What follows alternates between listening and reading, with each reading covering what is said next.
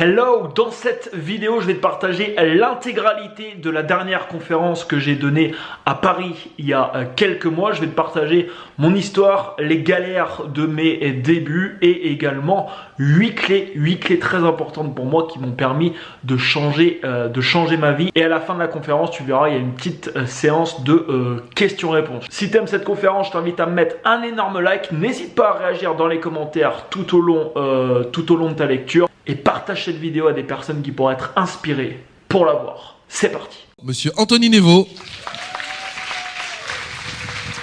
Merci, bonjour à tous. Donc Anthony, on se connaît bien, hein, c'est un peu mon petit frère. Ouais, on se connaît bien, on se connaît depuis 3-4 ans maintenant. Ouais. Et avant de commencer, là dans cette présentation, je vais vous partager mon histoire et les clés qui m'ont permis de changer. J'aimerais dire que Laurent a été quelqu'un qui m'a vraiment aussi permis de changer. Donc merci à toi pour tout ce que tu as fait pour moi. Ah, mais merci beaucoup, ça me touche. Ça me touche, d'autant que, et c'est ça qui est magnifique dans la vie, c'est que aujourd'hui, il n'y a pas de... C'est plus ça. Maintenant, tu me permets aussi de changer. On a des conversations qui nous élèvent l'un l'autre. Ouais.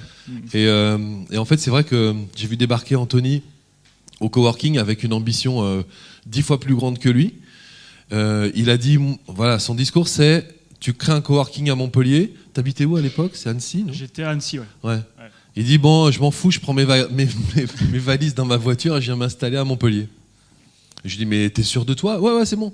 Et en fait, il a débarqué au coworking avec sa bagnole et ses affaires. Il s'est installé, c'était à Palavas. Et il est resté là et tous les jours, je le voyais bosser. Bon, après, un peu le mérite s'arrête un peu là parce que c'est un bosseur incroyable, c'est un mec qui s'arrête jamais, mais surtout c'est là où ça va être intéressant, c'est là où en tout cas moi j'ai envie d'aller le chercher, c'est qu'il a jamais fait une construction n'importe comment, quoi.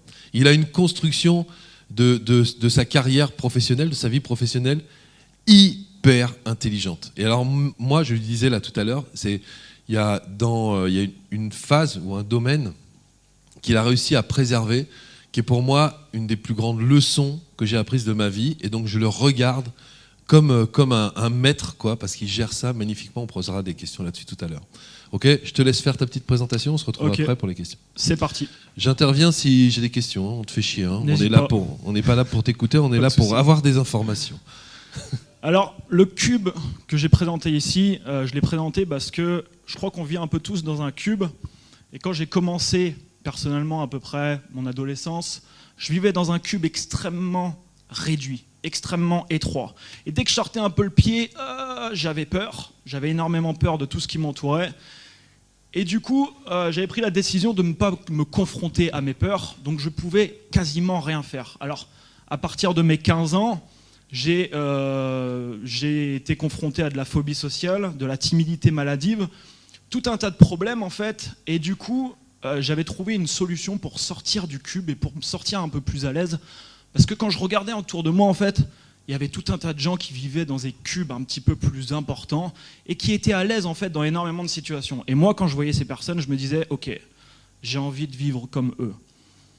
Et du coup, la parade que j'avais trouvée quand j'avais 15 ans, c'est de plonger dans la drogue et de plonger dans l'alcool. Donc forcément, quand je buvais une bouteille de whisky et qu'après j'allais en soirée, je pouvais faire beaucoup plus de choses, j'allais voir les gens, j'allais voir les filles, j'étais à l'aise, donc j'étais comme j'avais envie d'être, mais malheureusement c'est pas une solution qui m'a apporté sur le long terme.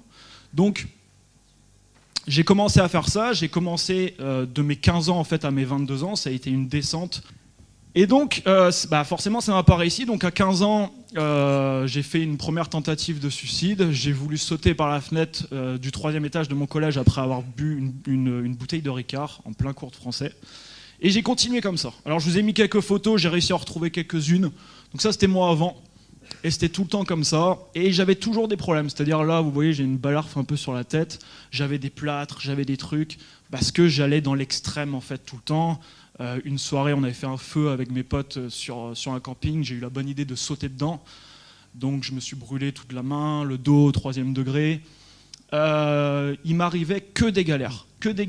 Et ça a été une descente, une descente comme ça continuelle. Alors, À 17 ans, forcément, j'étais en échec scolaire parce que quand vous vous bourrez la gueule tous les jours et que vous fumez en quantité, pas que de la cigarette, ça va pas trop. Donc je suis parti travailler avec, voilà, avec des dindes. Je suis parti travailler dans les poulaillers à 17 ans, j'ai arrêté l'école et j'étais inséminateur de dindes. Voilà, c'était mon job. J'aurais pu trouver mieux certainement, mais bon, j'avais pas de diplôme, j'ai pris ce qui venait, ce qui me venait, voilà. Je suis parti travailler là-dedans.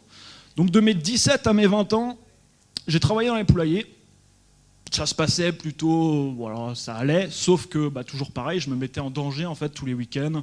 Et à 22 ans, en fait, je me rappelle d'ailleurs quand j'étais dans cette période, le soir, je suis même à clope à mon Velux, je regardais le ciel comme ça et je me disais, il faut qu'il se passe quelque chose, quoi. Il faut qu'il arrive quelque chose, je ne sais pas quoi, mais il faut que je change, il faut que je prenne une décision. Et à ce moment-là, j'étais perdu, je ne savais absolument pas quoi faire. J'étais chez mes parents, tout allait mal, ma vie allait mal, et le cube dans lequel je vivais, il se rétrécissait encore plus. Atteint de phobie sociale, dès qu'il y avait 2 personnes devant moi, je ne pouvais même plus parler. Donc du coup, forcément, l'alcool, c'était cool, parce que je pouvais parler à tout le monde. Le problème, c'était que le lundi matin, après les soirées, j'étais comme ça en train de trembler, j'avais des descentes qui étaient très très violentes, et j'avais qu'une envie au final, c'était quitter ce monde, parce que je ne voyais pas trop qu'est-ce que j'allais faire ici. Donc je me rappelle, voilà, quand même, avoir ces envies de changer, regarder le ciel de temps en temps et dire « Ok, faites que ça change, quoi, faites qu'il arrive quelque chose ». Et à 22 ans, alors ça aurait pu être pire, je pense que j'ai eu beaucoup de chance, j'ai eu un nouvel accident. Cette fois-ci un petit peu plus grave que les autres, mais j'ai quand même eu beaucoup de chance. On était sur un parking avec des collègues, et j'ai un pote qui était devant moi avec sa voiture, j'avais ma jambe comme ça devant la voiture. Il a avancé d'un coup sec, il m'a brisé la jambe, j'avais mon corps comme ça, et la jambe de l'autre côté. Je me suis retrouvé une nouvelle fois à l'hôpital, et là, je ne sais pas d'où c'est venu, mais il y a eu un truc qui m'est venu en tête. C'est ok, c'est soit tu prends une décision qui va changer ta vie, soit tu continues sur ce chemin, et ce qui va se passer si tu continues sur ce chemin, c'est que dans quelques années, tu vas mourir. Aujourd'hui, j'ai 29 ans, j'aurais pas pris la décision dont je vais vous parler après, je pense que clairement, je serais plus là aujourd'hui. Alors cette décision que j'ai prise, et qui a complètement changé ma vie, ça a été de quitter complètement mon environnement. Donc j'habitais en Bretagne, tous mes potes étaient en Bretagne, j'avais ma famille en Bretagne, voilà. J'ai décidé de partir de la Bretagne. Je me suis dit à ce moment-là, si je pars, ça va aller mieux, parce que je vais arrêter de faire la fête, je vais arrêter tout ça, et je vais pouvoir démarrer une nouvelle vie dans une ville où personne ne me connaît.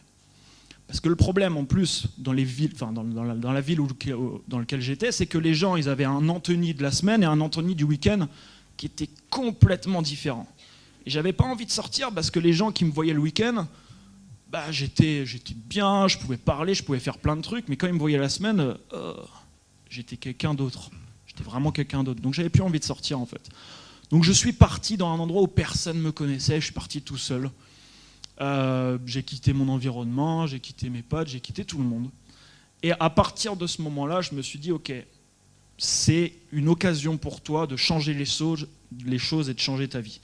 Donc, je suis parti et, toujours pareil, par le fruit du hasard, peut-être entre guillemets, j'ai découvert le développement personnel. Et j'ai toujours fait les choses en excès en fait dans ma vie, que ce soit le boulot ou qu'importe. Je fais toujours les choses en excès et ici, c'est pareil, j'ai fait les choses en excès, mais cette fois-ci, de la bonne manière.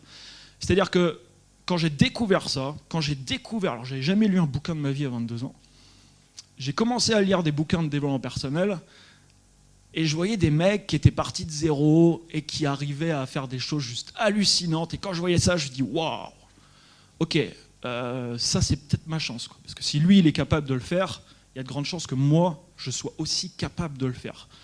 Donc j'ai commencé à me former, j'ai commencé à comprendre que tout ce que j'avais dans la tête, en fait, c'était pas forcément la vérité. Mais par contre, que cette vérité, elle m'amenait à avoir les résultats que j'avais. Donc j'ai continué de mes 22 ans jusqu'à maintenant à me former pour aujourd'hui avoir changé complètement l'intégralité de tous les domaines de ma vie, tous les résultats que je peux avoir dans ma vie personnelle ou professionnelle. Alors, j'ai trouvé utile du coup de vous partager l'essentiel qui m'a permis de changer, l'essentiel de ce que j'ai appris ces dernières années et qui m'a permis de transformer justement tous les domaines de ma vie.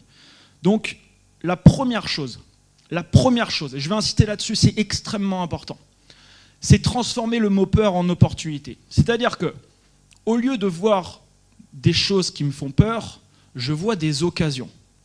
Je transforme, et ça a été une obsession ces dernières années, de faire en sorte que dans ma tête, dès qu'il y a une peur qui arrive, il y a un switch qui arrive automatique, et ce switch, il y a le mot opportunité qui vient. Et aujourd'hui, du coup, dès que je suis confronté à une peur, je sais que c'est une occasion pour moi de faire évoluer ma vie. Et je sais que c'est une occasion pour moi de vivre dans un cube qui est un petit peu plus grand, que ma zone de confort s'élargit pour faire plus de choses. Donc ça a été vraiment quelque chose qui m'a permis énormément de changer ces dernières années. Je me confronte constamment à tout ce qui me fait peur. Clairement, aujourd'hui, je suis en train de parler devant vous. Bon voilà, c'est pas quelque chose que tout le monde fait facilement. Enfin, je veux dire, ça fait peur.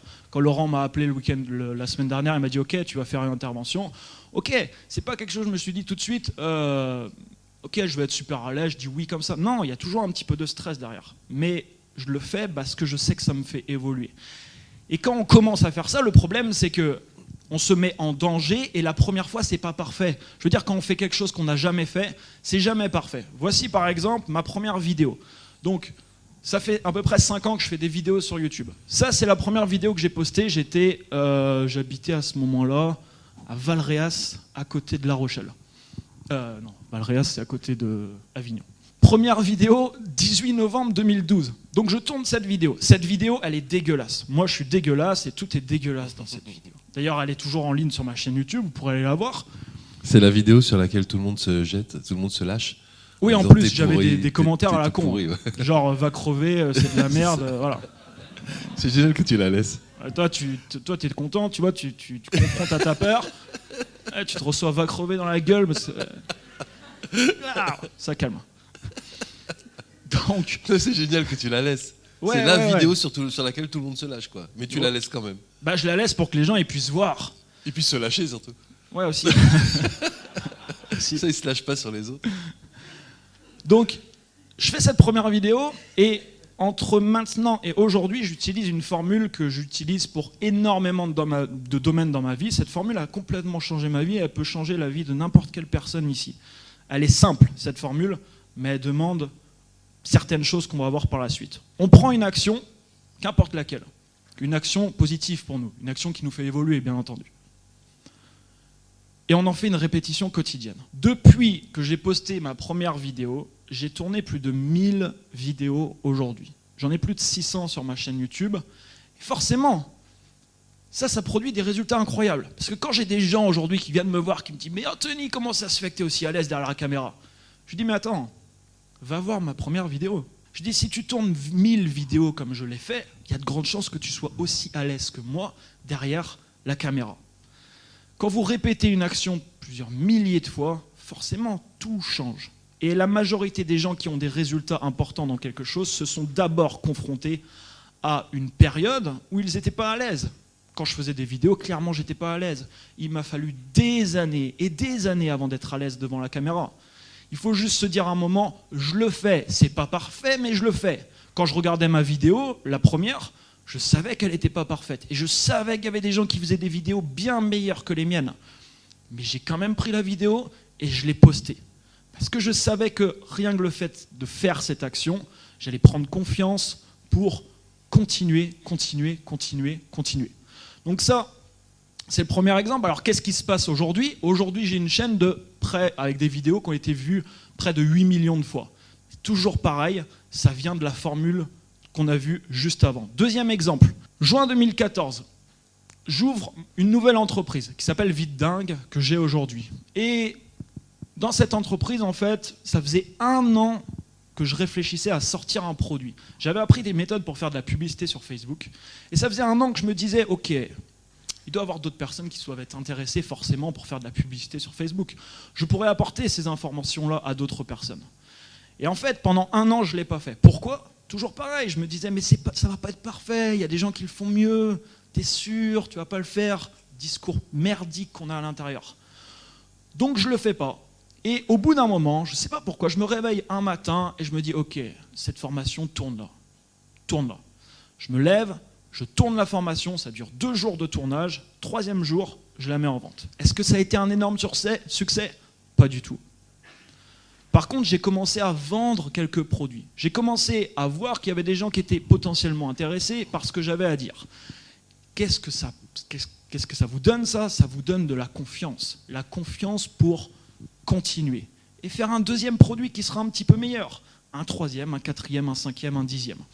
Aujourd'hui, c'était en juin 2014, donc ça fait à peu près 3 ans, un petit peu plus de 3 ans, j'ai vendu pour près de 2 millions d'euros de produits d'information sur le web. Uniquement pareil, en appliquant la formule, en faisant des répétitions quotidiennes de ok, je prends une action, je la répète toujours, et bien entendu, je m'améliore. 3e exemple que j'aimerais vous partager, mon premier voyage en solo. C'était il y a 2 ans, c'était à Las Vegas, c'était un rêve de gosse, je voulais partir à Vegas. C'est mon premier voyage en solitaire, donc forcément quand vous prenez un billet d'avion et que vous partez à l'autre bout du monde tout seul, bon bah ça fait un petit peu flipper quoi, ce qui est normal. Aujourd'hui, donc ça c'était il y a 2 ans, aujourd'hui ça fait 1 an et demi que je vis que en Airbnb, je change de pays à peu près tous les mois et je déménage toutes les 2 semaines environ. Et j'ai fait énormément de voyages solitaires. Aujourd'hui, quand je réserve un billet pour partir à l'autre bout du monde, j'ai plus du tout de stress par rapport à ça. J'ai plus d'appréhension, je le fais tranquillement. Toujours pareil, parce que j'ai répété cette action énormément de fois dans ma vie. Donc ça, c'était le premier point que je voulais vous partager. Transformer la peur en opportunité, tout dans vos vies, voilà, dans le futur. Il va se passer énormément de choses, forcément, qui vont vous faire peur. Et le réflexe qu'on a, c'est j'y vais pas, parce qu'on n'a pas envie de se sentir mal, on a envie de se sentir bien au quotidien. Donc on n'y va pas. Le problème, c'est qu'en n'y allant pas, on se coupe de l'opportunité d'évolution qu'il y avait derrière l'action en question. Donc, à chaque fois que vous vous confrontez à une peur, n'importe laquelle, et on s'en fout complètement du résultat, ce qui importe, c'est de le faire. Je vous donne un exemple. Imaginons que je suis au bar. Je suis au bar, je vois une fille, imaginons que j'aime bien. Je la trouve mignonne. Et je ressens intérieurement, tu vois, que je me dis, ok, va la voir. Et je ressens que ça titille, je sais pas, je ressens que j'ai peur. Ben, je vais aller voir cette fille. Non pas pour le résultat, je m'en fous totalement. Je vais juste aller la voir et parler avec elle pour me confronter à ma peur. Quand j'ai commencé à me filmer, j'avais tellement peur de me filmer dehors, devant des gens en fait, que tous les jours, quand j'étais à Palavas, je sortais avec ma caméra dehors, je prenais ma caméra et je discutais comme ça. Je discutais pas pour poster la vidéo, je m'en foutais complètement du résultat. Je discutais juste pour m'habituer à ce que, voilà, mon cerveau, il dise « Ok, tu es en train de parler devant des gens, c'est ok, il n'y a pas de danger de mort, tu n'as pas de raison d'avoir peur de ça, tu peux continuer à le faire. » Donc ça, c'était au niveau des peurs. Et la deuxième chose, alors ça c'est capital, c'est la même chose. On a le choix. Alors, il y a des fois, on n'a pas le choix. C'est-à-dire que vous prenez votre voiture, vous rentrez chez vous ce soir et vous voyez un panneau publicitaire qui vous balance une pub merdique. Vous n'avez pas le choix de la voir parce que vous êtes en train de rouler, vous n'allez pas fermer les yeux. Par contre, on a le choix, le soir, quand on rentre chez soi, de poser son cul sur un canapé, de prendre une télécommande à la main et de se divertir pendant des heures et des heures et des heures pour rien, zéro. Parce que ça apporte aucun résultat dans la vie.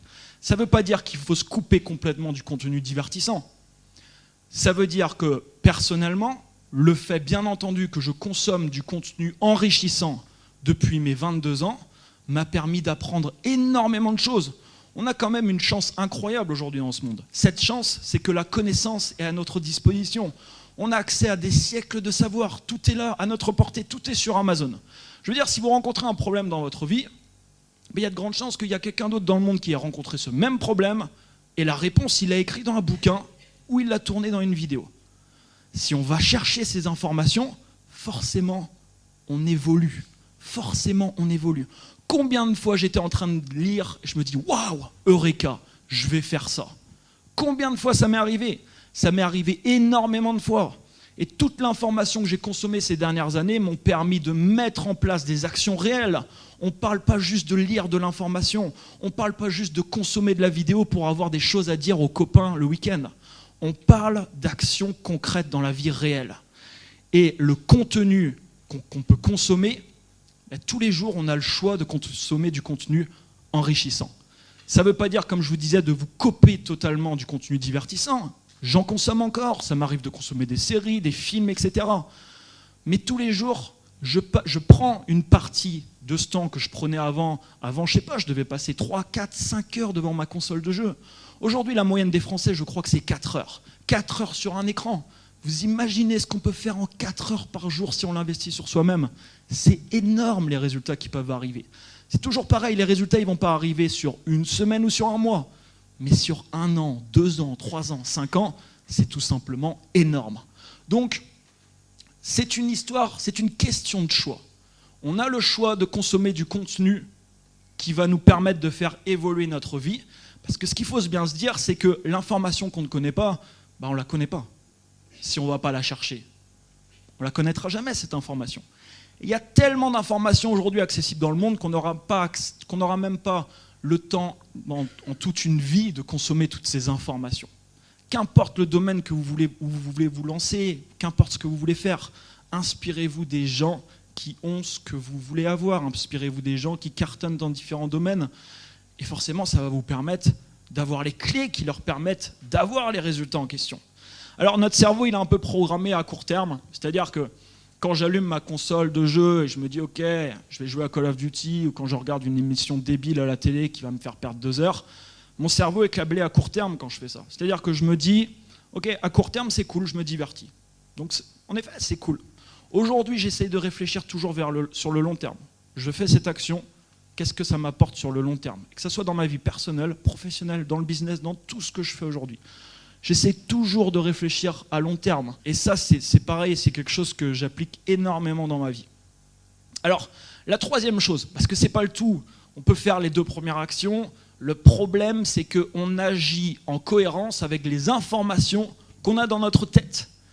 Donc la troisième chose, c'est la reprogrammation. Comme si vous étiez un ordinateur. Avant, j'étais sur Windows 95, on passe à Windows 98, Windows XP, Millennium. Et on upgrade, on upgrade, on upgrade. Il n'y a jamais d'interruption. On a toujours à apprendre. Mais le but, c'est d'upgrader. Et le but, c'est de savoir qu'est-ce qu'on a dans la tête. Parce qu'on agit en cohérence avec ces informations. Vous prenez vos résultats financiers, vous prenez la personne qui partage votre vie, vous prenez l'environnement dans lequel vous vivez, tous les résultats que vous avez actuellement, viennent des actions que vous avez entreprises dans votre vie. Et on pense être conscient des actions. Je suis conscient d'attraper cette bouteille d'eau. En effet, c'est moi qui ai décidé d'attraper cette bouteille d'eau. Par contre, la prochaine fois, par exemple, que je vais me mettre en relation avec une personne, je pense également être conscient de mon choix. C'est mon choix. En fait, oui et non. En effet, je pense choisir, mais je choisis en fonction de ce que j'ai dans la tête. Et le problème, c'est que les informations que j'avais dans la tête avant, ça m'offrait une vie de limitation sur tous les domaines. Prenons le domaine financier. J'avais plein de croyances à la con sur le domaine financier. Les riches, c'est des cons, machin, l'argent, truc. C'était impossible pour moi de générer des revenus. Impossible avec ces informations. J'aurais toujours fait des actions dans ma vie qui sont en cohérence avec les informations que j'ai dans la tête. Pour reprogrammer mon cerveau, j'ai utilisé pareil, même formule, répétition quotidienne, et je l'utilise encore aujourd'hui. 3 choses que j'aimerais vous partager. La première chose, les affirmations positives. C'est extrêmement puissant, parce que ça vous permet d'ancrer une information dans votre tête. Alors le problème des affirmations positives, c'est quoi? Moi, par exemple, à 22 ans, j'étais focalisé sur l'argent. Je voulais faire de l'argent. Donc, je lisais des bouquins, et dans les bouquins, ils me disaient « Ok, fous-toi devant ta glace, et dis-toi, je suis millionnaire. » Moi, voilà, discipliné, je vais dans ma glace. Donc je me dis « Je suis millionnaire. » Et là, il y a une partie de toi qui dit « Tu te fous de ma gueule. T'es pas millionnaire, t'es ruiné, mec. Je suis parti de chez mes parents, j'avais 3 000 € sur mon compte en banque. C'est tout ce que j'avais. Donc, ça c'est le problème. Par contre, qu'est-ce qui se passe quand on se répète une phrase des centaines et des centaines de fois? Ce qui se passe, c'est qu'on commence à croire à ce qu'on dit. Quand vous commencez à croire à ce que vous dites, les choses, elles changent. Pourquoi ? Parce que vous commencez à agir en cohérence avec la nouvelle croyance que vous vous implantez. Le but, c'est d'implanter cette phrase à l'état de croyance et d'implanter cette croyance à l'état de conviction. Quand vous êtes convaincu de quelque chose, personne ne peut vous bouger, vous êtes tranquille. Si vous êtes convaincu réellement que dans ce monde, vous pouvez tout faire, tout est possible, vous pouvez devenir, être ou faire absolument tout ce que vous voulez, il est clair que vous allez vivre une vie en cohérence avec ces informations. Pour ça, forcément, ça ne se fait pas du jour au lendemain. Le gros problème aujourd'hui, c'est que beaucoup de personnes, et moi j'étais pareil exactement, je voulais des résultats comme ça. Je voyais les gens qui réussissaient, je dis ok, je vais acheter cette formation, elle me permet d'être riche, tranquille, dans 2 mois, c'est bon, je vais être riche. Eh ben non, ça ne fonctionne pas comme ça. Parce que les stratégies, c'est bien les stratégies qu'on peut apprendre. C'est bien les stratégies. Mais les stratégies, c'est quoi? C'est 15%, c'est 20% des résultats. Ce qui est important, c'est ce qu'on a dans la tête. On agit en cohérence avec ce qu'on a dans la tête. J'ai des stratégies qui étaient sous mes yeux pendant des années. C'était sous mes yeux, c'était là. Je ne les ai jamais utilisées. Pourquoi? Parce que je n'étais pas prêt à les utiliser. J'étais pas prêt à les utiliser. Donc ça, c'est la première chose, les affirmations positives. On peut se réancrer de nouvelles identités. On peut se réancrer de nouvelles croyances. Alors pour ça, il faut aller un peu chercher à l'intérieur pour savoir quelles sont les croyances qui me limitent dans ma vie. Quelles sont les mauvaises informations que j'ai dans la tête et qui m'ont fait faire ce choix.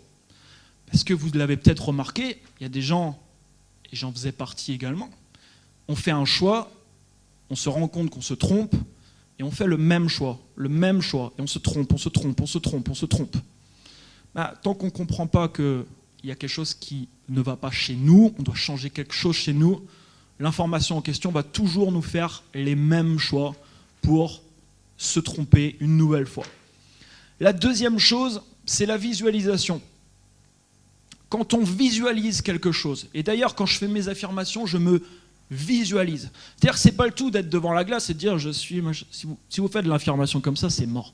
Ça n'a aucun impact. Par contre, si vous faites une affirmation où vous visualisez dans le jour idéal, les résultats que vous voulez avoir, et que vous mettez de l'énergie, et qu'en plus vous émettez de l'émotion, une émotion qui est en cohérence avec les résultats que vous voulez avoir, là ça a de l'impact. Là, ça a énormément d'impact. Donc, visualisation, c'est quoi? On ferme les yeux et on s'imagine. On s'imagine. Il y a 3 ans, 4 ans de ça peut-être, je m'étais fait un tableau de visualisation, j'avais affiché une Sirocco, une voiture Sirocco bleue. Et tous les jours, je faisais du trampoline devant mon tableau de visualisation, tous les matins. Et je regardais ça. Ok.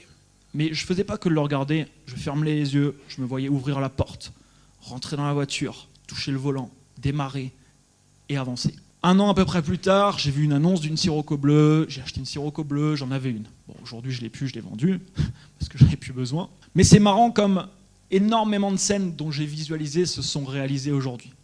Cet exercice que je suis en train de faire, de parler devant vous, c'est la 2e fois que je parle. La première fois c'était l'année dernière et la 2e fois c'est maintenant, puisque j'ai fait quelques interventions avant, mais c'était des petits ateliers où il y avait 10-15 personnes.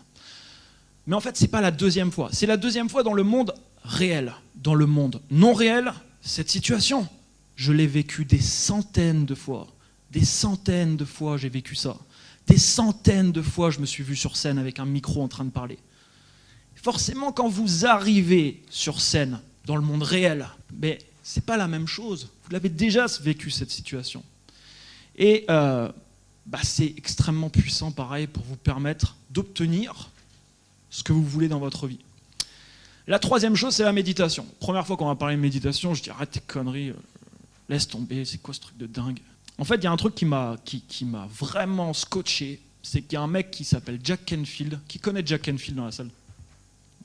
Beaucoup de monde. J'ai un ami qui a été le voir dans une conférence, et moi je suis allé le voir l'année dernière à San Diego. Et en fait, Jack Canfield, à la fin d'une conférence, il dit comme ça, ok, on a vu plein de choses pendant 3 jours. Parce qu'il avait parlé plein de choses. Et il dit, si vous avez une chose à retenir, une seule chose, il dit comme ça, retenez la partie qu'on a vue sur la méditation. Quand il a dit ça, ça m'a vraiment interpellé. Et j'ai commencé à voir énormément de personnes également qui en parlaient. Donc aujourd'hui, ça fait à peu près 3 ans que je médite tous les jours. C'est quelque chose qui est extrêmement important pour moi, c'est gratuit, c'est à notre disposition. Ça apporte énormément de bienfaits aujourd'hui que la science a reconnu, mais la science ne pourra pas reconnaître tous les bienfaits, tous les autres bienfaits que ça peut vous apporter, comme décupler votre intuition. Et on va en parler juste après de l'intuition. Décupler votre faculté de sentir les choses. Être aligné avec vous, être aligné avec la source, faire des actions qui sont cohérentes avec vous. Il y a beaucoup de gens des fois qui se demandent pourquoi ils vivent une vie pas bien de leur perception, on va dire. Ils passent leur journée à agir, à faire des actions qui sont incohérentes avec ce qu'ils veulent. Et du coup, il y a un désalignement quelque part. Ils vivent des émotions qui sont incohérentes avec la vision qu'ils ont des choses, avec la vision de leur vie. Et c'est pareil, il y a un désalignement. Quand c'est désaligné, ça ne fonctionne pas. La méditation, c'est un facteur, c'est quelque chose d'extrêmement puissant, c'est gratuit. Enfin, je veux dire, aujourd'hui, je n'ai pas besoin de 2 heures pour méditer. Je passe 10 minutes ou 20 minutes par jour, c'est tout. Donc, c'est pareil, c'est accessible. C'est une question de choix. C'est 3 choses, forcément, qu'on y croit ou pas. Mais je veux dire, aujourd'hui, quand j'entends quelqu'un qui me parle de quelque chose, j'évite absolument de juger cette chose. Même si ça me paraît complètement bizarre. J'utilise, ça c'est pareil, je l'ai lu un jour, la technique du manteau. Quand vous allez dans un magasin acheter un nouveau manteau, qu'est-ce que vous faites ? Vous regardez les manteaux, vous regardez le manteau qui pourrait vous correspondre, vous essayez le manteau, et si le manteau, vous regardez dans la glace, vous vous dites « Ok, j'ai l'air d'un beau gosse là-dedans », vous l'achetez. Vous l'achetez parce que vous dites « Ok, ce manteau, il pourrait être fait pour moi ». Dans la vie, sur tout le reste, c'est la même chose. Quand on entend parler quelque chose, le but, ça serait de tester, de voir les résultats sur nous, de voir si ça nous correspond, et ensuite, tout simplement, d'appliquer. Mais clairement, aujourd'hui, il y a énormément de personnes qui parlent de, que ce soit des affirmations positives, que ce soit de la visualisation, de la méditation, c'est pas pour rien, c'est que des gens ont eu des résultats importants grâce à ces 3 choses. Personnellement, ça m'a permis aussi d'avoir d'importants résultats. Le 4e point, je change mon attitude. Un jour, toujours pareil, j'ai lu « Ton attitude détermine ton altitude », exactement. Quand j'ai lu ça au tout début, je me suis dit « Ok, mon attitude est tellement merdique que forcément, je ne vais pas attirer de bons résultats dans ma vie avec ça. » C'est clair. Ce que j'envoyais à moi-même, mon langage interne, mon langage externe, ça reflétait pas du tout les résultats que je voulais avoir. Donc, malheureusement, quand on voit l'attitude des fois de différentes personnes, et quand je voyais moi mon attitude avant, c'était pas possible que j'obtienne des résultats importants dans ma vie. Donc, j'ai lu également un jour, Napoléon Hill partage beaucoup ça dans ses écrits, entretenir une AMP, une attitude mentale positive. Alors ça ne veut pas dire que tout est rose, loin de là. Il m'arrive des galères dans ma vie encore aujourd'hui, il arrive des galères dans la vie de tout le monde. Mais je veux dire, on a le choix de réagir. Les choses, elles arrivent dans notre vie. Les événements, ils arrivent. Et des fois, voilà, c'est comme ça, ça arrive. Mais par contre, nous, on peut décider de la réaction qu'on a à ces événements. Ce matin, j'étais dans le 15e arrondissement. Je suis allé prendre un petit déjeuner dans un bar. Et il y avait de l'attente. La serveuse, voilà, elle était un peu paniquée. Il y avait beaucoup de monde et elle savait plus trop voilà, comment faire. Enfin, elle était complètement submergée. Elle était toute seule, la pauvre. Il y avait des gens à côté de moi qui commençaient à s'énerver. Et il y avait une personne âgée en face de moi qui s'est énervée même un peu plus, qui a limite insulté la personne, la serveuse. La journée de cette personne, malheureusement, elle sera loin d'être belle, parce qu'il commence sa journée en se plongeant dans des émotions toxiques. Et forcément, ça ne le fait pas. Donc, avoir une attitude mentale qui est en cohérence avec les résultats qu'on désire. Il y a T. Harv Eker. Qui connaît T. Harv Eker ? T. Harv Eker, qui est un grand coach américain, qui partage ça dans un livre. D'ailleurs, un livre que je vous recommande vraiment, qui parle beaucoup d'argent, mais enfin, c'est vraiment un super livre sur toutes les croyances par rapport à l'argent, qui est Les secrets d'un esprit millionnaire. Dans ce livre, il partage cette formule, PSA égale R. Ça veut dire quoi ça ? Pensée, sentiment, action, résultat. Les résultats qu'on a dans notre vie sont en cohérence avec nos actions. Les actions qu'on met en place sont en cohérence avec nos sentiments. Et les sentiments sont en cohérence avec notre système de pensée. Mais cette formule, je l'ai retenue parce que quand j'ai vu ça, je me suis dit, ok, les résultats que j'ai dans ma vie sont avant tout, ils viennent de mon système de pensée, ils viennent de mes pensées. Et si toute la journée j'ai des pensées négatives, je me traite moi-même de tout un tas de choses, je m'impose des limitations, forcément mes résultats derrière, ça ne peut pas suivre. Et on pourrait même aller plus loin. Avant les pensées, qu'est-ce qu'il y a? Qu'est-ce qu'il y a qu'on pense à une chose? Toutes les informations qu'on a dans la tête. Je reviens à ce que je disais tout à l'heure. Toutes les croyances qu'on a dans la tête. C'est le job le plus dur, je pense, quand on veut changer les choses, c'est de déloger ces informations et les remplacer par des informations qui vont nous porter vers le haut. Ça, c'est le 4e point. Le 5e point, il va peut-être titiller un peu certaines personnes parce qu'on n'aime pas trop l'autodiscipline, généralement. On n'aime pas trop ça.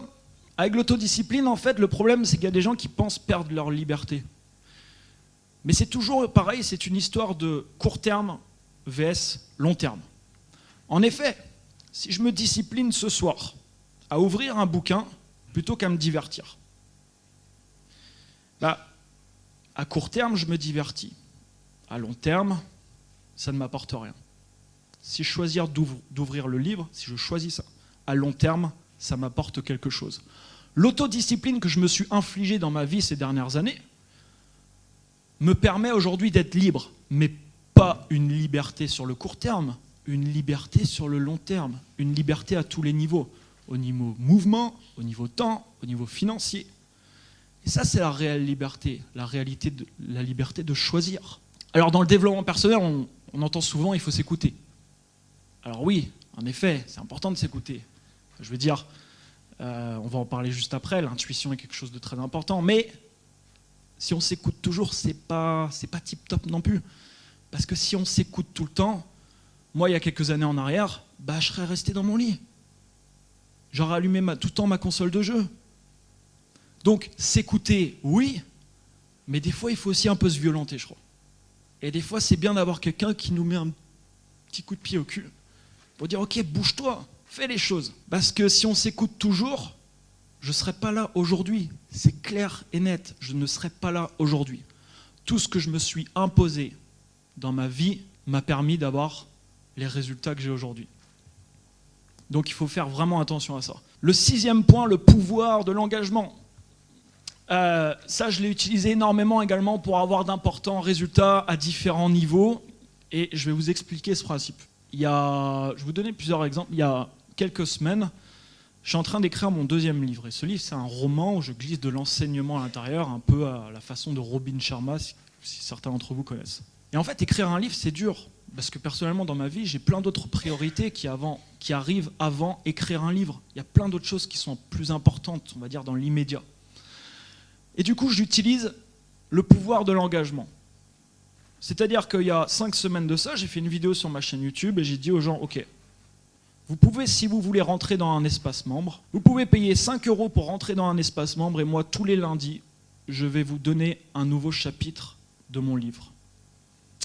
Je suis engagé, du coup, non pas seulement avec moi-même, mais je suis engagé avec énormément d'autres personnes. Et ça m'a permis dans ma vie de produire des choses qui m'auraient demandé beaucoup plus de temps si je ne m'étais pas engagé.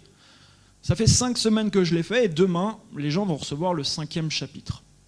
Dans quelques mois, mon livre il sera terminé, mais il est clair que si je n'avais pas utilisé ça, mon livre il sera terminé dans plusieurs années.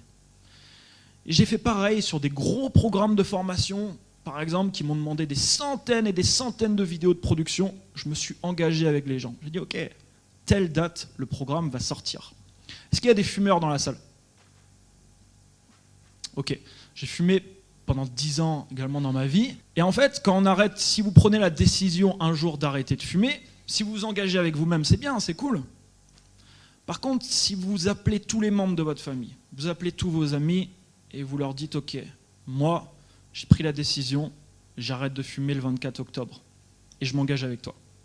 La prochaine fois que vous allez être dans un repas de famille, la prochaine fois que vous allez être avec vos potes, vous allez réfléchir à 2 fois avant de vous sortir une cigarette. Si vous n'êtes pas engagé avec eux, ça sera simple, personne ne le saura. Et d'ailleurs, un des moyens avec lequel personnellement j'ai arrêté de fumer, c'est de changer mon identité. J'avais une identité de fumeur. J'ai changé cette identité par je respire la santé. Toutes ces choses que je me suis répétées des centaines de fois dans ma tête, à chaque fois que je prenais une clope, ça devenait incohérent avec mon nouveau moi, avec la personne que j'étais en train de redéfinir. Et du coup, j'agissais en cohérence avec ces informations et la cigarette ne faisait plus partie de ma vie. Parce que c'était plus cohérent avec les informations que j'avais dans la tête. Donc l'engagement, c'est pareil, ça procure un petit peu de stress. Quand je m'engage, le chapitre, je l'ai fini ce matin. Le chapitre qui va être donné demain, je l'ai fini ce matin. Il y a un petit peu de stress à faire ça. Mais les choses qui sont importantes pour vous, ça vaut le coup de s'engager. Ça vaut le coup de s'engager. Parce que des fois, on a des choses qui sont importantes pour nous qui vont nous demander énormément de travail. Comme ici, par exemple, l'écriture d'un livre, ça me demande énormément de boulot. Mais forcément, grâce à ça, ce livre sera terminé dans plusieurs mois. La 7e chose, suivre son intuition. Et ça, c'est très difficile. Pourquoi ? Parce que l'intuition va au contraire de la logique. Et ça se passe dans énormément de situations. C'est-à-dire que des fois, la logique te ferait prendre un choix, mais ton intuition te dit le contraire. Et naturellement, on a envie des fois de suivre plutôt le côté un petit peu logique. Il y a 2 ans de ça, j'avais créé un espace membre en ligne. J'avais 100 personnes qui étaient dans cet espace membre qui payaient 100 € par mois pour recevoir chaque mois du contenu au niveau marketing.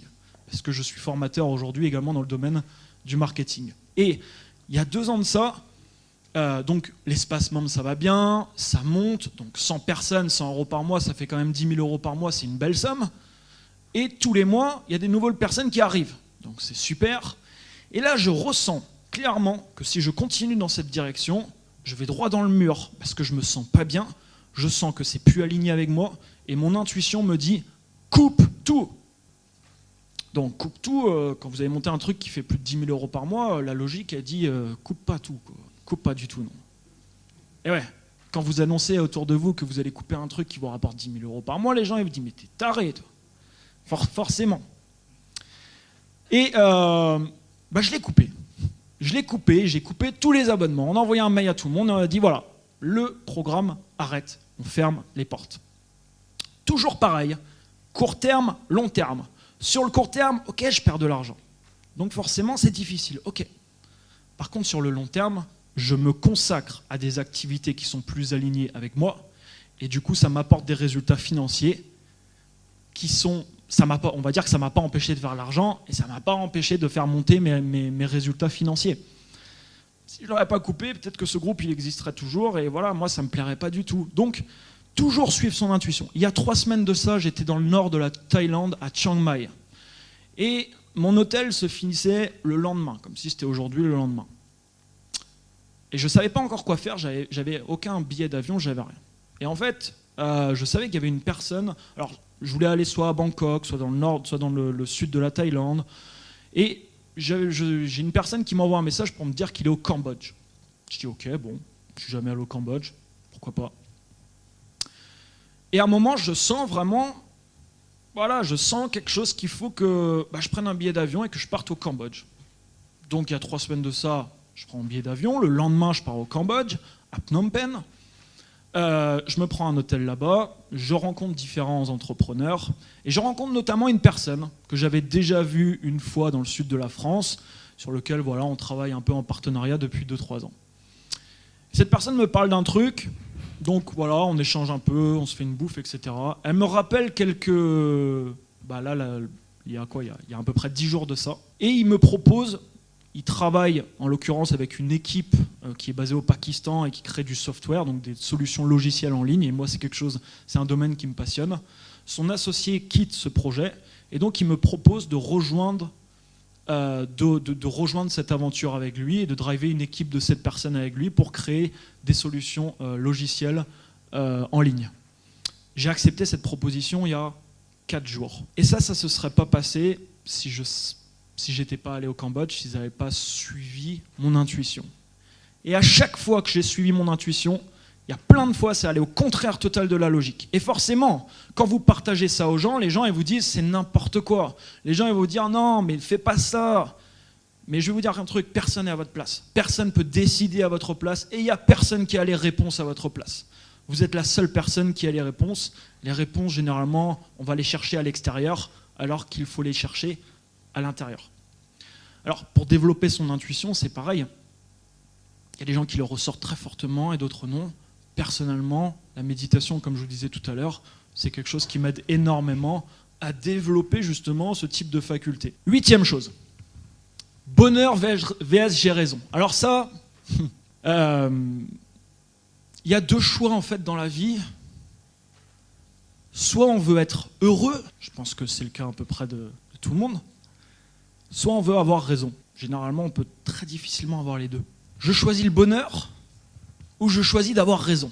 Aujourd'hui, si je voudrais avoir raison, je ne pourrais pas être heureux. Vous savez pourquoi? Parce que tous les jours, j'ai au moins 2-3 personnes qui me disent « va crever » sur YouTube. Tous les jours, j'ai des gens qui m'insultent et qui me disent « c'est de la merde ». C'est de la merde ce que tu racontes. La semaine dernière, j'ai fait ça s'est pas passé comme ça. C'est nul. Tu dis n'importe quoi. Si je voulais avoir raison, tous les jours, je serais obligé de me plonger dans des émotions toxiques pour prouver que j'ai raison. Forcément, ça ne marcherait pas. Aujourd'hui, quand je croise quelqu'un qui me dit ce que tu as expliqué là, par exemple, à la fin, là, si quelqu'un vient me voir et me dit « Tiens, le 6e point, là, mais c'est n'importe quoi. Le week-end dernier, j'ai fait cette expérience, ça ne s'est pas passé comme ça, alors arrête de dire n'importe quoi. » Mais je ne vais pas essayer de lui prouver que j'ai raison. Pourquoi? Parce qu'il a raison lui aussi. La vérité n'existe pas. La vérité n'est pas générale. La vérité est propre à chacun. Ça, c'est la chose la plus importante que j'ai compris ces dernières années. La vérité n'est en aucun cas générale. Elle est propre à chacun. Je vous donne un exemple. Imaginons que quelqu'un pense... Est-ce qu'il y a des Espagnols dans la salle? Non, ça va. Imaginons que quelqu'un pense tous les Espagnols sont des connards. Imaginons. Et que demain, cette personne prend un train et il part en Espagne. À votre avis, quel type d'expérience il va faire en Espagne? Ça va pas être terrible, quoi. Son voyage va pas être top. Alors il va revenir en France, il va être confronté à quelqu'un, et la personne en question, en face de lui, elle va dire « Moi j'adore l'Espagne, j'ai envie d'aller la semaine prochaine. Les Espagnols, je les adore. » Et lui, il va dire « Mais n'importe quoi. Les Espagnols, c'est tous des connards. J'y suis allé la semaine dernière. Ça s'est mal passé, j'ai rencontré plein de gens. C'était tous des cons. » Qui a raison? Les deux. Dans leur monde respectif. Dans leur monde respectif. Notre perception de la réalité, notre vision, ce qu'on définit comme vérité, on a raison dans notre propre vie. Et on fait des expériences qui sont cohérentes avec ça. Il faut bien comprendre ça parce que c'est très très important. Je faisais des expériences avant qui étaient cohérentes avec ce que je pensais être vrai. Avec ce que je pensais être vrai. Qu'importe ce qu'on pense être vrai, la vie elle nous donnera toujours raison. Vous avez déjà dû entendre la chose qui dit que je pense que c'est possible ou que non. Dans les deux cas, j'ai raison, bien entendu. Parce que dans les deux cas, j'aurai raison. Donc, c'est quoi notre vérité? Qu'est-ce qu'on pense être vrai? Et quand quelqu'un nous dit quelque chose, il faut bien comprendre que ce que la personne nous dit est en fonction de ses expériences, en fonction de sa perception de la réalité, sa perception, pas la mienne, sa perception. Donc c'est très délicat d'ailleurs de dire aux gens, tu dois faire comme ça. Parce que dans mon monde, peut-être que je dois faire comme ça, mais dans le tien, je ne sais pas. Donc la vérité n'existe pas, je choisis le bonheur, je ne choisis pas d'avoir raison. Si une personne pense que j'ai tort, c'est ok. C'est ok. Et vous allez trouver tout au long de votre chemin des gens qui vont venir vous dire que vous avez tort. Tout le temps. Vous allez en croiser plein. À ce moment-là, vous avez le choix de perdre du temps, de l'énergie et de vous plonger dans des émotions toxiques, ou vous avez le choix de choisir le bonheur et de comprendre que ce que la personne vous dit, c'est vrai dans son monde, mais dans votre monde, c'est différent. Quand on est conscient de ça, du coup, à nous de choisir dans le monde dans lequel on peut vivre. Je veux dire, on peut décider de croire qu'on vit dans un monde de pénurie, un monde de guerre, de tristesse. On peut décider de regarder les informations tous les jours qui vont nous plonger vraiment dans toutes ces émotions toxiques et de croire du coup que c'est comme ça partout. Combien de conneries j'ai pu lire sur les forums quand je voulais aller dans un pays et du coup je tape, ok, je me renseigne sur le pays en question. Combien de gens je voyais dans les forums dire « Mais faut pas aller là-bas, c'est pas du tout sécure d'aller là-bas, ne traînez pas dans ce quartier, ne faites pas ça. » La réalité, elle est tout autre. C'est que quand on va vraiment dans le pays, qu'on passe vraiment à l'action et qu'on fait vraiment les choses, bah ça se passe pas comme ça. Ça fait 2 ans que je voyage à travers le monde, tout seul. J'ai jamais eu aucun problème, même dans des zones qui étaient apparemment risquées.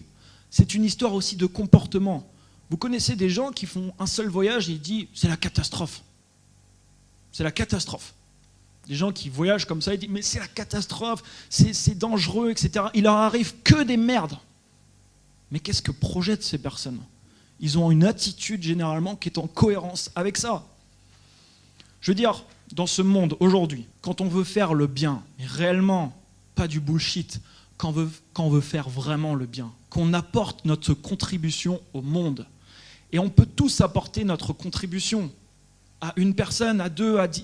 Je veux dire, c'est accessible. Tous les jours, on croise des gens, on peut leur faire des sourires, on peut tirer la tronche. On peut dire des mots sympas quand on va, je sais pas, faire nos courses à la caissière. Juste une petite phrase pour l'encourager, un petit truc, où on peut s'énerver contre elle parce qu'elle aura fait une erreur. C'est une histoire d'attitude, mais cette attitude détermine nos résultats. Personnellement, j'ai décidé de vivre dans un monde où tout est possible. Ça tombe bien, c'est le sujet de la journée. Et forcément, je vis aujourd'hui dans un monde où tout est possible. Ça ne veut pas dire, comme je vous disais tout à l'heure, que tout est rose. Non, ça ne veut pas dire que tout est rose. Il se passe aussi des galères dans ma vie et il continuera d'en avoir dans mon futur. Mais je me suis profondément ancré dans la tête que tout était possible. Et je n'ai plus de limites. Je n'ai pas de limites. Et forcément, j'attire des résultats qui sont en cohérence avec ça. Alors j'ai encore plein de choses à travailler dans ma vie. On aura toujours plein de choses et on n'aura pas assez d'une vie pour tout travailler. Mais l'important déjà, premièrement, c'est d'en être conscient. Alors je finirai par un dernier slide, parce que tout ça c'est bien beau, tout ça c'est beau, c'est des paillettes, ça brille. Mais il est clair que sans action, il ne se passe rien. Rien du tout. Sans action, il ne se passe rien. Rien. Malheureusement, si vous prenez par exemple le monde du développement personnel, on va parler franchement, parce qu'on est ici pour parler franchement, mais il y a des personnes que je connais qui font toutes les formations. Ils achètent toutes les formations. Tous. Ils font toutes les conférences. Donc ils ont énormément d'informations. Ils peuvent parler de énormément de choses. Il manque juste l'action. Il manque juste l'action. Et il est clair que quand on agit tous les jours dans la direction des résultats qu'on veut avoir, forcément ça crée une différence. Et cette différence, elle peut être énorme. Cette différence peut être énorme quand on agit tous les jours. J'ai peur de ça, ok, je m'y confronte. J'ouvre ce bouquin, je regarde cette vidéo, je participe à cette conférence. Je prends une décision au niveau de mon activité, de mon business. Je prends une décision, je ne sais pas, de tourner une vidéo parce que je sais que ça va me faire gagner en confiance. Toutes ces petites décisions. Les gens qui regardent d'autres personnes avoir des résultats importants, généralement ils se disent « Comment il a fait? C'est quoi l'action qui lui a permis d'être là ?» Ce n'est pas une action, c'est des milliers de petites actions. Des milliers de petites actions qui apportent des résultats importants. La puissance de l'effet cumulé. Je dis, putain, s'il est à Paris, il est chez nous, quoi. Et donc j'envoie un message à Anthony. T'étais pas du tout à Paris, t'étais je sais pas où. Quand tu m'as envoyé le message, ouais. J'étais au Cambodge. T'étais au Cambodge. Ouais. Et je lui dis, attends, tu vas être à Paris fin septembre. Tu sais que j'organise l'événement. Enfin, on en a parlé 10 000 fois. Donc, si t'es dans le coin, il faut absolument que tu viennes intervenir. Il me dit, en fait, non, c'est pas possible. Je suis à Las Vegas. Las Vegas, ouais. Ouais, je suis à Las Vegas. Et après, tu devais aller où? À Los Angeles. À Los Angeles. Et en plus, tu avais des rendez-vous là-bas, il y avait des conférences. J'ai mes 2 tickets de conférence d'ailleurs que j'ai toujours. Voilà. Et donc après, il me renvoie un message en disant « Oh, puis finalement, j'ai annulé Las Vegas, j'ai annulé Los Angeles et je viens à Paris pour faire la présentation avec toi. » Et donc, et quand il dit « Tout est possible », quoi. Ouais. Et en fait, c'est incroyable parce que Tu m'as donné plein de leçons ces derniers temps, mais vraiment, je trouve que t'avances grave, quoi. Mais surtout, ce qui est intéressant, c'est son côté cash. Dernièrement, il a fait le coworking, co-living, là. Est-ce que tu peux parler de ça? Ah oui, ouais. Il y a 3 mois, je me suis engagé dans une expérience qui était de vivre avec 50 personnes et on devait changer de pays tous les mois ensemble. Et le truc, c'était un mois, un pays. Donc on faisait 12 pays et on vivait, c'était du coworking, co-living. Donc on vit ensemble et on bosse ensemble dans des espaces. Donc pendant 2 mois, je me suis préparé à ça et pour moi, j'avais mes 12 prochains mois de... Non mais attends, c'est pas que préparé à ça, ça t'a coûté bonbon? Ouais, ça m'a coûté. Ça a coûté très cher, c'est un truc... Combien ça coûte? Ça coûte 30 000 $. Ça fait 30 000 $. Ça coûte 30 000 $. Il t'a passé des entretiens par Skype, il discutait en anglais avec les mecs. Ouais, c'était super compliqué de rentrer. C'est vraiment un truc sur dossier parce que tout le monde va travailler ensemble, etc. Il y va, au bout de 4 jours, il m'envoie un message, je dis ça me fait chier, je me casse. Je lui dis attends, reste au moins jusqu'à la fin de la première semaine. Il me dit ouais, je sais pas, je vais voir. Puis 2 heures après, il me dit non, en fait, ça sert à rien. Je m'écoute, ça me va pas, je me barre. Et je dis qu'est-ce que tu fais de l'argent? Il me dit je m'en fous de l'argent, je le retrouverai l'argent. Et quand on dit que tout est possible, tout est devenu vraiment possible, quoi. Alors que nous, on aurait pris des précautions. En se disant, bon, 30 000 $. J'avais pas payé quand même 30 000 $. J'avais payé 7 000 parce que voilà, ça devait après. Ah oui, d'accord. Ah ouais, finalement, c'est pas grand-chose, 7 000 $. Non, c'est de l'argent, c'est clair. Mais je veux dire, je préfère perdre de l'argent que de me sentir mal tous les jours, quoi. Enfin là, c'était parti pour ça, ouais. C'était parti pour ça parce que je me suis rendu compte que c'était pas du tout pour moi. D'ailleurs, tu sais quoi? J'ai réécouté après le scan qu'on avait fait tous les deux. Ouais. Et dans le scan, tu sais ce que tu me dis? Non. Tu me dis, ne te mets jamais en communauté avec des gens. C'est pas du tout ce qu'il te faut. Ah merde. Et j'aurais dû écouter le scan avant, tu vois. Ouais, je me rappelais plus de ça. C'est ça. Et en fait, c'était génial. J'aurais réécouté ça avant, mais jamais de la vie, je me serais engagé là-dedans. D'accord, ouais, c'est marrant. J'aurais dû m'en Parce que tu me disais dans le scan, quand tu te mets dans la communauté, tu peux plus réfléchir comment tu le fais. Ouais. Et moi, boum, je rentre dans une communauté. Moi, j'avais rigolé, ce qui m'avait envoyé un message. Je lui dis, c'est quoi l'argument? Pourquoi tu veux te barrer de ce coworking, co-living? Il me dit, c'est que des tentations. C'est comme si tu voulais faire un régime et que tu étais dans une maison en chocolat et en pain d'épices, tu vois, avec des pâtisseries partout, quoi. C'est ça l'argument. C'est ça. Ouais. Ils arrêtaient pas de sortir, c'est ça? Tous les soirs, t'as un groupe qui sort et toi, t'es dans un nouveau pays. Bon, t'es un petit peu tenté de sortir aussi, forcément, quoi. Donc, bon. Donc c'est même pas parce qu'ils étaient pas agréables, hein. Non, les gens étaient bien. Enfin, franchement, c'était cool. Les gens étaient bien. Non, franchement, c'était génial. Mais bon, on sortait trop, alors j'ai décidé de... Allez, j'ai cramé. Encore une fois, là, je parlais de l'intuition. Une fois que je l'ai vécu, je savais, j'ai su tout de suite. Ouais. Je suis même le premier jour, mais le premier jour, je vais pas te dire, tu vas pas te barrer quand même le premier soir. Ça se fait pas. Reste un peu, 2e, 3e, 4e. Je dis non, c'est pas pour moi, c'est sûr. Donc voilà, tout est devenu vraiment possible. Et en fait, c'est intéressant de le voir vivre. C'est intéressant de le voir vivre. C'est intéressant de le voir nous envoyer des messages en disant qu'il est en Chine, qu'il est aux États-Unis, qu'il est en Australie. Là, tu vas à Montréal demain, c'est ça? Je vais à Montréal demain, oui. Bon, vous avez des questions pour Anthony? Anthony, tu semblais avoir arrêté la cigarette par l'effet cumulé, tout seul. Est-ce que tu peux en dire plus? Comment tu t'y es pris exactement est-ce que tu as utilisé visualisation, machin? Quel était ton process pour avoir arrêté? Pour la cigarette? Ouais. En fait, le truc, c'est qu'au bout d'un moment, je me définissais en tant que, sur YouTube, en tant qu'un peu coach en développement personnel. Et pour moi, un coach en développement personnel, ça ne peut pas fumer. Ce n'est pas possible. Parce que c'est complètement incohérent. Pour moi, hein, de ma vision des choses. Et plus j'ai arrivé à me redéfinir des nouvelles identités comme ça, plus la cigarette devenait complètement incohérent avec qui je suis. Et du coup, ça a été beaucoup plus facile d'arrêter parce que c'était plus possible que je fume. Plus possible. Donc en redéfinissant ton identité de coach en dev perso, tu as pété l'identité de fumeur en fait. Tout à fait, et je me répétais des phrases tous les jours, je respire la santé, des phrases comme ça.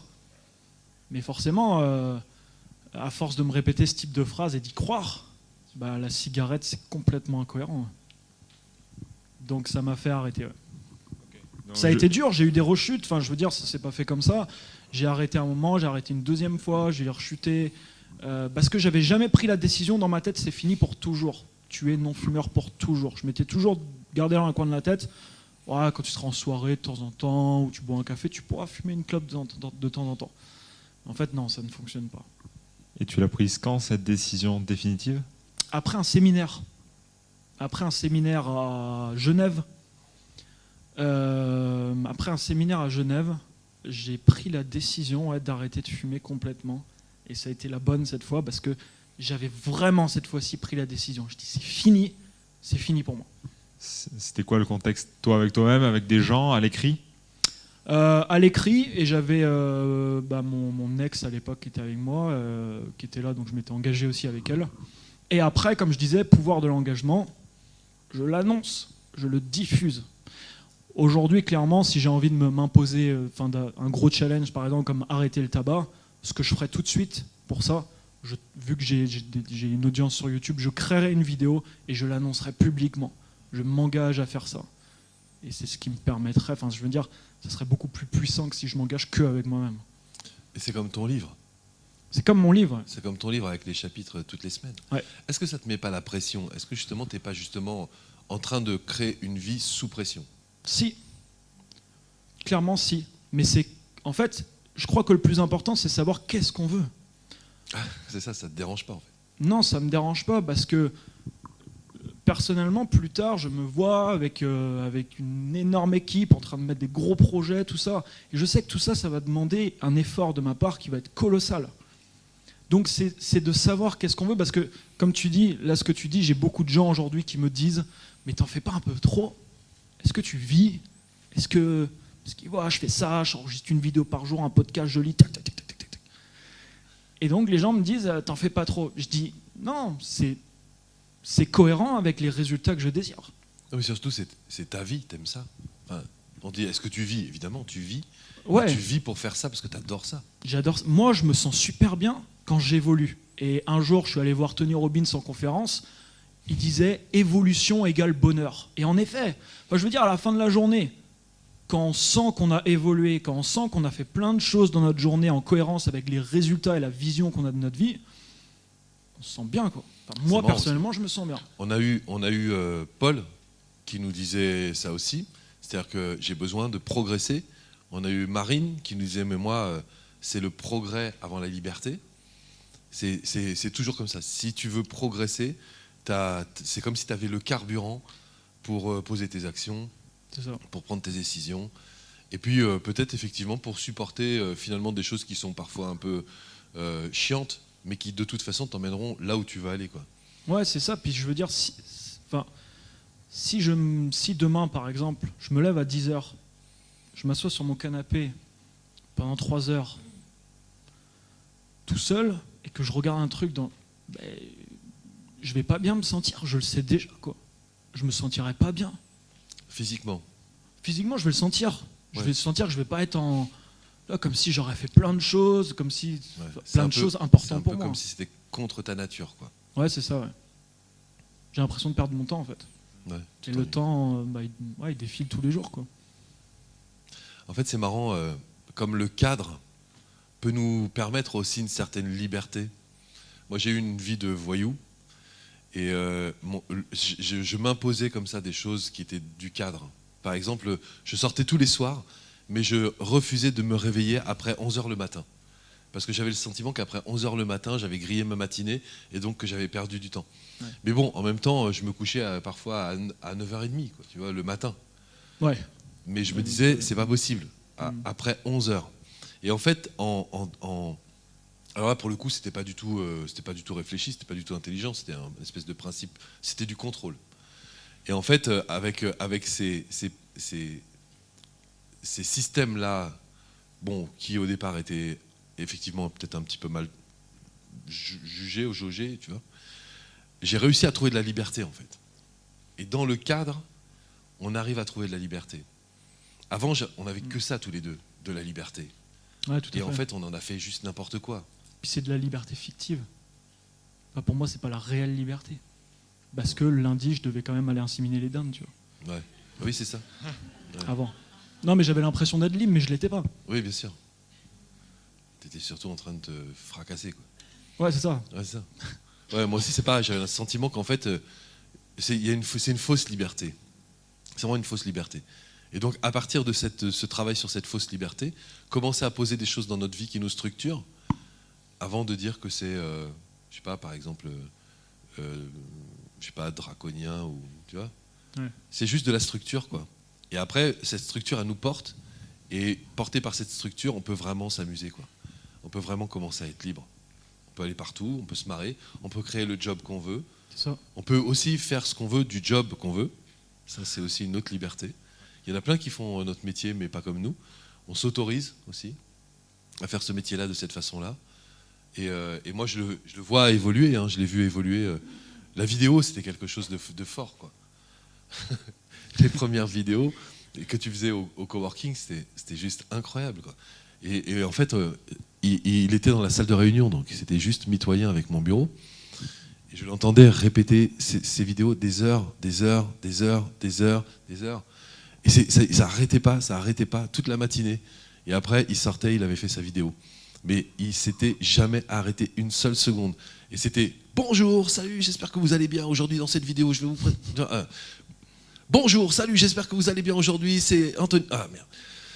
Bonjour, c'est Anthony Nevo. Aujourd'hui, dans cette vidéo, je vais vous présenter le contenu du machin. Et on se disait « Putain, c'est bon, il enregistre. Boah. Salut, c'est Anthony Nevo. » Ah, putain, incroyable. Il lâchait rien. Donc Léa, elle était à côté aussi. Elle disait putain, il lâche rien celui-là, il lâche rien, quoi. Et en fait, on a vu la progression incroyable de ton travail en live, quoi. Et tout ça en restant un mec super gentil, adorable. Merci. Je te vois aussi avec les gens, comment t'es accessible, t'es doux. Enfin, t'es vraiment doux, quoi. Les gens, tu les aimes, quoi. On voit que tu les aimes. Et tu n'es pas en train de t'inventer une personnalité qui serait hautaine parce que tu aurais réussi quelque chose d'un peu extraordinaire. Ouais. Et je trouve que ça mérite d'être signalé. C'est un bon mec, quoi. Merci beaucoup. Il y a une question. Ouais. Christelle. Christelle. Il y avait... ouais. Ah pardon, je sais pas. Ouais. Ah, il y avait Paul. Moi, je voulais te demander, parce que tu as fait le parallèle tout à l'heure. Enfin, on a parlé avec Marine. J'ai l'impression que vous êtes beaucoup dans la peur. Donc, Marine, elle a dit si j'ai peur, j'y vais. Et toi, quand tu as peur, tu vas voir. Moi, j'ai fonctionné comme ça au début. Quand j'avais peur, j'allais voir. Ouais. Mais aujourd'hui, quand j'ai envie, je vais voir. Et je me demande si tu t'imposes plein de trucs, tu bosses beaucoup et tout. Et moi, j'ai pas envie de me faire chier, quoi. J'ai envie d'être libre, de faire ce que j'ai envie et de me faire plaisir. Où est le plaisir dans ta vie? J'ai vu, tu l'as dit, c'est d'apprendre. Mais est-ce que tu vis pas au futur? Est-ce que tu es un obsédé du contrôle? Est-ce que tu vis pas dans le futur? Est-ce que je vis pas dans le futur? Ouais. Non, pas. Si je regarde ces dernières années, j'ai pu voyager partout, j'ai vécu des expériences extraordinaires, mais tout ça, c'est venu du fait que je me suis confronté à mes peurs. Parce que j'aurais jamais fait mon voyage, par exemple, mon premier voyage solitaire, donc j'aurais pas fait les autres. Et tout ça m'a apporté énormément dans ma vie. Donc, alors je me projette beaucoup, clairement. Je vois beaucoup plus loin, mais je vis aussi dans le présent et je profite du moment. Mais quand je vois quelque chose qui me fait peur, pour moi, ouais, j'y vais, mais j'ai pas envie souvent d'y aller. J'ai pas envie d'y aller. Mais si je m'écoute vraiment, la progression que j'aurai dans les futures années sera différente que la progression que j'aurai si vraiment je passe à l'action, si je vais me confronter à mes peurs, malgré que dans le moment, c'est un petit peu plus difficile et on ne se sent pas forcément bien. C'est clair. Je me rappelle de plein d'expériences où je me suis mal senti en voyage. Je me sentais pas bien. L'année dernière, j'ai participé à des conférences aux États-Unis. Je parle très peu anglais et j'étais dans des repas avec des Américains tout autour de moi qui me parlaient et je leur disais quoi, qu'est-ce que vous dites, enfin je comprends rien. J'étais extrêmement mal à l'aise dans ces situations, vraiment vraiment mal à l'aise. Je me sentais vraiment mal. Mais à la fin de la journée, j'étais par contre extrêmement content de l'avoir fait. Mais après, ta vie n'est pas guidée uniquement par je vais là où j'ai peur. Il y a Non. aussi je vais là où j'ai envie. Oui, clairement. Non, mais clairement. C'est pas que ça. Et puis, Ça- le truc, c'est que plus je le fais, bah, moins il y a de choses qui me font peur, forcément. Donc il y a encore plein de choses aujourd'hui qui me font peur. Mais je veux dire, dans 10 ans, si je continue comme ça, il y aura toujours un petit peu moins, un petit peu moins, un petit peu moins. Et pour l'histoire du cube, bah, du coup, je vis dans un cube un petit peu plus grand qui me permet d'être plus à l'aise et de faire plus de choses. Il y a une approche Plaisir. intéressante aussi d'Anthony sur son travail, c'est qu'il n'a pas de frontières. En fait, tout à l'heure, on discutait, il me disait, ouais, je suis revenu à Paris pour voir si je pouvais m'installer à Paris. Et en fait, je lui ai dit, bah non, va-t'en, quoi. La France, c'est pas un pays pour toi. C'est pas un pays pour installer ce genre de business, en tout cas. Et surtout, tu y es jamais. Tu vois, à la limite, tu vis en France, tu utilises je sais pas, les infrastructures françaises et puis tu vas payer tes impôts ailleurs ou tu payes pas d'impôts parce que tu es installé ailleurs.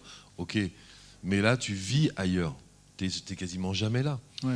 Et en fait, il a une ouverture. Il est hors frontières. Et en fait, ça peut être aussi une source de réflexion pour nous. C'est-à-dire, on a des projets. Est-ce que ce sont des projets pour la France aussi ? De dépasser les frontières, de casser les paliers ou les plafonds de verre qu'on imagine. On pense qu'on est bloqué au territoire français. Mais est-ce qu'on est vraiment bloqué au territoire français ? Est-ce qu'on ne peut pas aller travailler dans un pays qui nous conviendrait mieux que la France ? Je ne sais pas où vous êtes, mais il y a des gens parfois qui sont ici, par exemple. Moi, je suis parti de cette banlieue parce que c'est la banlieue, c'est pas réellement celle où je suis né, mais elle est très proche de ça. Aujourd'hui, je me dis, mais bordel, pourquoi les gens restent encore ici, quoi ? Je comprends pas, alors qu'il y a de la place partout ailleurs, qu'il y a d'autres pays assez jolis. Enfin voilà, il y a de super belles régions en France. On est là, quoi. On est à Bagnolet, quoi. C'est compliqué pour moi de comprendre ça. Et donc voir les choses hors frontières, se poser la question de savoir si on est vraiment cohérent avec le pays dans lequel on est, savoir si on pourrait pas être plus cohérent en Asie, par exemple, ou aux États-Unis ou en Amérique latine. Donc voilà, c'est intéressant cette façon qu'il a de penser plus large, beaucoup plus large. Dis Marie-Laure. En fait, c'est pas vraiment une question, c'est une remarque de ma part. Anthony, je le connais depuis quelques années, sa tête qui passe. Toi, t'en as parlé plusieurs fois, Laurent, et à chaque fois que je le voyais passer, j'étais putain, il est speed le mec. Et là, en arrivant, j'étais c'est Anthony, ça va fouetter, quoi, ça va être speed, avec vachement de préjugés. Et j'ai été très surprise et très étonnée de te suivre là, de voir ton process, ta décomposition. Et je ne sais pas si c'est la méditation ou si c'est le fait d'avoir affronté tes peurs, mais j'ai trouvé ton calme qui m'a donné vraiment envie de t'écouter et qui me fait te voir d'une manière super différente. Et j'ai les boules d'avoir eu ces préjugés sur toi. Mais c'est marrant ce que tu dis parce que j'ai beaucoup de gens qui m'ont dit également ça, parce que je suis comme ça. Dans la vie normale, je suis posé et beaucoup plus calme. Et dans mes vidéos, j'envoie la gomme. Et du coup, des fois, il y a des gens qui me rencontrent dans la vie réelle et qui me disent, mais ils ont l'impression... Et moi, ça a été un problème pour moi pendant beaucoup de temps. Je me suis dit, mais il faut que j'arrive à être la même personne. Mais en fait, non. Je me suis rendu compte que c'était OK comme ça. Parce qu'en fait, quand je suis en train de délivrer mon message, et là, clairement, pendant cette conférence, je ne me sens pas encore à l'aise, je pense au maximum pour délivrer vraiment mon message comme j'aurais envie de le délivrer. Derrière la caméra, aujourd'hui, j'ai plus de barrière. Et du coup, ça fait que je me lâche complètement. Donc c'est un petit peu différent. Et quand je délivre mon message, c'est vraiment comme ça, avec cette dynamique que j'aime le délivrer derrière la caméra, par exemple. Alors, je te préfère en vrai, alors. Merci. C'est une bonne nouvelle, vaut mieux ça que l'inverse. Ouais. Claire ? Moi, c'est pas forcément une question, c'est juste très court. Je suis contente de te rencontrer en fait, parce que j'ai suivi pas mal de tes vidéos. Ouais. Et j'ai fait aussi une formation, j'ai commencé une formation en ligne avec toi.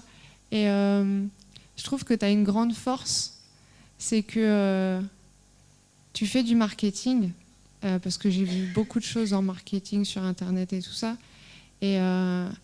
Mais au-delà du marketing, en fait, on sent ton énergie de générosité. Et voilà, c'est un truc de fou et je voulais te partager ça. Merci et aussi, beaucoup. il y a un truc, as parlé de plein de choses que tu as fait, mais il y a un truc que tu n'as pas parlé et que moi m'a beaucoup parlé, c'est ton premier livre. Mon premier livre, ouais. Ouais, et si tu veux le partager aux gens, parce que je pense que c'est un livre puissant que tu as fait. Voilà. Merci beaucoup. Ouais, et mon premier livre, c'est intéressant parce que c'est un livre que j'ai écrit sans aucun plan, sans rien. C'est de l'écriture guidée, que j'appelle ça.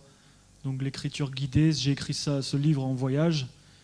Et à chaque fois que j'ai écrit quelque chose dans ce livre, c'est un moment où je suis en train de marcher, par exemple, et je sens que je dois écrire. Et quand je relis ce livre aujourd'hui, il y a des mots qui viennent, il y a des mots que, limite, je ne sais même pas trop, des fois, à quoi correspond le mot. C'est-à-dire que moi, consciemment, je n'aurais pas utilisé le mot.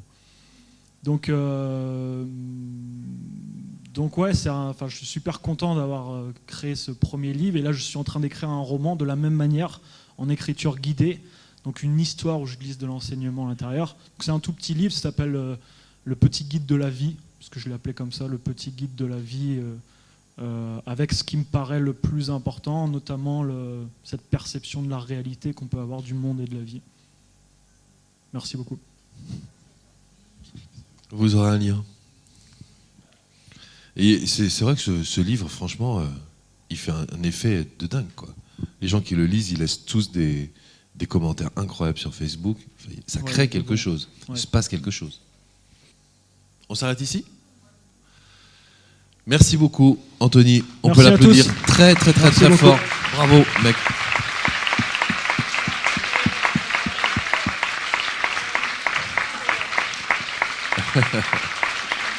Merci beaucoup. Monsieur Anthony Nevo. Merci, mon gars.